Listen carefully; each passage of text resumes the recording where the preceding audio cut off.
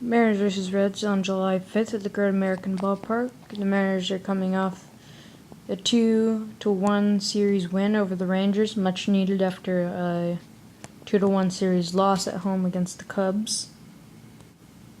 Anyway, let's start off the scoring. In the top of the first, Mariners come out with the bang as Brad Miller hits a triple into the right center gap. And then on the next batter, on the very next pitch, Nick Franken. I don't know if he's just on a hot streak now, or if this is just the way he bats all the time, because he is doing really good right now. Along with the whole M's lineup for that matter. Nick Franken homers, and it's a quick 2-0 lead for the Mariners. They wouldn't score for the rest of the inning, but Seager got a base hit on a very tough at-bat against Mike Leake.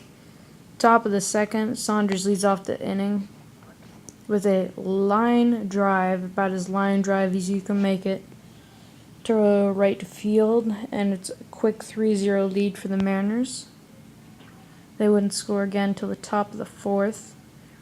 Seager gets on with a walk and moves to third after a ground out to Brandon Phillips. Saunders then hits a sac fly, and Seager scores. It's 4-0. That would be the end of the scoring for the Mariners. But the Reds do come back later in the game. In the bottom of the fifth, Mesoraco singled, and so does Jack Canahan. And then Shin-Soo Choo doubles in Mesoraco, and it's 4-1 Mariners. The Reds score again in the bottom of six on Joey Votto deep fly ball to center. It was crushed. It was 443 feet to dead center, and that's his 15th of the year. That would be the end of the scoring for both teams as the bullpens locked down for the later innings of the game. Aaron Harang went 6 innings, 6 hits, 2 runs, both earned, 1 walk, that was key in the game, and 4 strikeouts against his former team. He has a high ERA of 4.92. And then Medina, Furbush, and Perez all shut down for the last 3 innings, giving up no hits with 6 strikeouts in the 7th, 8th, and 9th. A great game for the Mariners, starting off with a bang and then shutting it down as the bullpen prevails.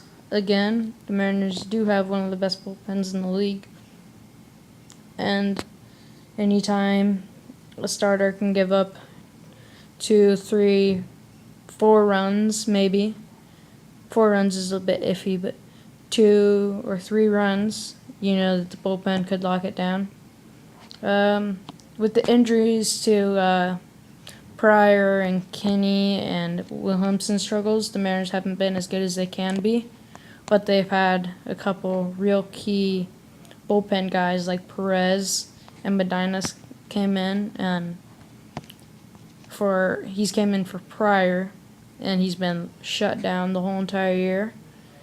And that just shows the depth of the Mariners pitching in the minors. They can call up whoever they want when they need to, if somebody gets hurt or struggles like Williamson. But anyway, Medina's stats this year for pitching: he's 3-2 with a 2.64 ERA, has 1 save in 31 games, 30.2 innings pitched with 32 strikeouts. That's a good ratio there. And then Perez, who has been good this year, is 2-2 with 1.44 ERA, has 1 save in 34 games, 31 innings pitched with 43 strikeouts. He had been pitching well. He kind of got his ERA blown up after that blown save, and I think it was against Chicago a couple days ago. But anyway, yeah, good win for the Mariners. 4-2 over the Reds. Tough team to beat. They're third in the NL Central. 7 or 8 games back of the Pirates. The Buccos, who are 20 games over 500. and leading the NL West and have a winning record for the first time in 20 years. Anyway, I'll talk to you guys tomorrow on the Mariners recap, July 6th. Game's at 1:10 Pacific time, and we have Bonnerman going against Latos. Should be a good matchup. Anyway, Mariners 206 Baseball, check it out.